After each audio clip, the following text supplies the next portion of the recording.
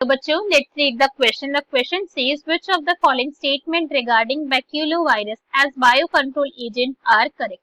तो यहाँ पे हमें कुछ स्टेटमेंट गिवन है बैक्यूलोवायरस से रिलेटेड, जो कि क्या है, एक बायो कंट्रोल एजेंट की तरीके से हम वो एक्ट कर रहे हैं. तो हमें बताने में कौन सी स्टेटमेंट यहाँ पे करेक्ट है.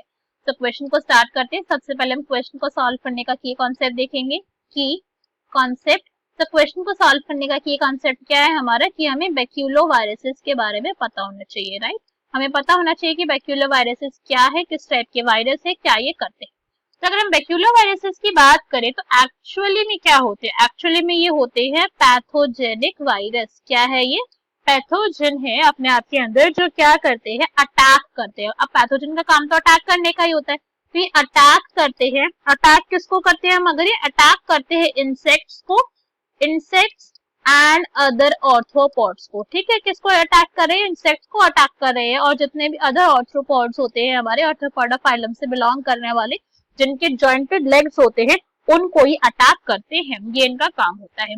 जो मेजर बैक्यूलोवायरस का जीनस है जो यूज करा जाता है एज बायो कंट्रोल एजेंट, वो कौन सा है, वो जीनस है हमारा न्यूक्लियोपॉलीहेड्रोवायरस. क्या है वो, न्यूक्लियोपॉलीहाइड्रोवायरस. न्यूक्लियोपॉलीहेड्रोवायरस जो है वो एक ऐसा जीनस है जो मेजरली यूज किसके लिए करा जाता है, बायो कंट्रोल एजेंट के तरीके से उसको यूज करा जाता है. तो ये अपने आप में क्या है, ये एक बायो कंट्रोल एजेंट है. बायो कंट्रोल एजेंट का क्या मतलब होता है हमारे, अगर आप इसको देखिए छोटा सा, तो बायो कंट्रोल एजेंट ऐसे एजेंट्स है या फिर ऐसे एनिमल्स, ऐसे माइक्रोब्स है जो किसी दूसरे ऑर्गेनिज्म की ग्रोथ को बढ़ने से रोकते हैं. ठीक है, तो ये कुछ कुछ आप समझ सकते हैं. उनका मोड ऑफ एक्शन थोड़ा सा बहुत से सुनने में सिमिलर लग रहा होगा आपको, एंटीबायोटिक जैसा होता है. ठीक है, ये पॉइंट आपको यहाँ पे क्लियर हुआ, सिंपल सा पॉइंट था यहाँ पे. अब अगर हम बैक्यूलोवायरसेस की बात करें तो जो अभी हमने बोला है कि अटैक करते इंसेक्ट को और ऑर्थ्रोपॉड्स को, तो इनका जो मोड ऑफ एक्शन होता है वो कैसा होता है, काफी ज्यादा ब्रॉड स्पेक्ट्रम का होता है. कैसा होता है, ब्रॉड स्पेक्ट्रम का होता है. मतलब लार्ज क्लास ऑफ इंसेक्ट्स को, लार्ज क्लास ऑफ ऑर्थ्रोपॉड को ये टारगेट करते हैं, उनको ये किल करते हैं.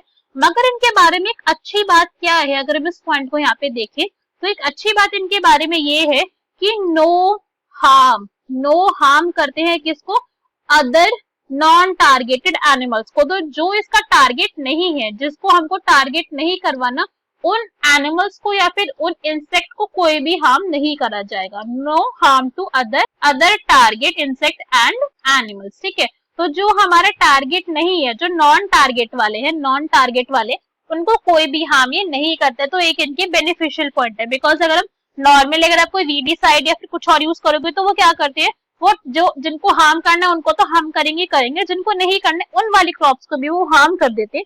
तो ये इनके बारे में एक अच्छा पॉइंट है. इसी वजह से ये जो इनका क्वालिटी है कि ये क्या करे, ब्रॉड स्पेक्ट्रम तो है ही है, साथ में जिनको हम नहीं चाहते कोई नुकसान हो उनको कोई नुकसान नहीं करते.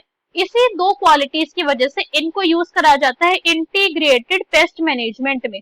किसमें यूज करते हैं हम इनको, इंटीग्रेटेड पेस्ट मैनेजमेंट में यूज करते हैं कि एक लार्ज स्केल ऑफ पेस्ट जो है उनको कंट्रोल भी कर लिया जाए और जो हमारे जरूरत वाले पेस्ट है उनको कुछ नुकसान भी ना हो. ठीक है, इसलिए इनको यूज करा जाता है. और इनकी वजह से एक बेनिफिट क्या होता है हमारा, कि जो इकोलॉजिकली सेंसिटिव एरिया है, कैसे एरिया जहाँ की इकोलॉजी बहुत ज्यादा सेंसिटिव है, उन एरिया के अंदर ज्यादा नुकसान नहीं होता है बैक्यूलोवायरसेस को यूज करने से. ठीक है, सो इकोलॉजिकल सेंसिटिव एरियाज में ये क्या होते हैं, यूज होते हैं ये काफी ज्यादा.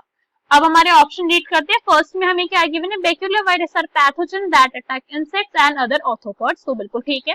Most of these bio control agent belong to genus nucleopolyhedrovirus. तो ये भी बिल्कुल ठीक पॉइंट है. They do not harm plants, mammals, birds, fish and other non target insect. तो ये बिल्कुल ठीक है, जिनको हमें टारगेट नहीं कर रहे उन सबको हार्म कॉज नहीं करते. तो करेक्ट आंसर क्या हो जाएगा हमारा, D, that is all of the above is our correct answer. I hope you understood the explanation well. Best of luck. Thank you.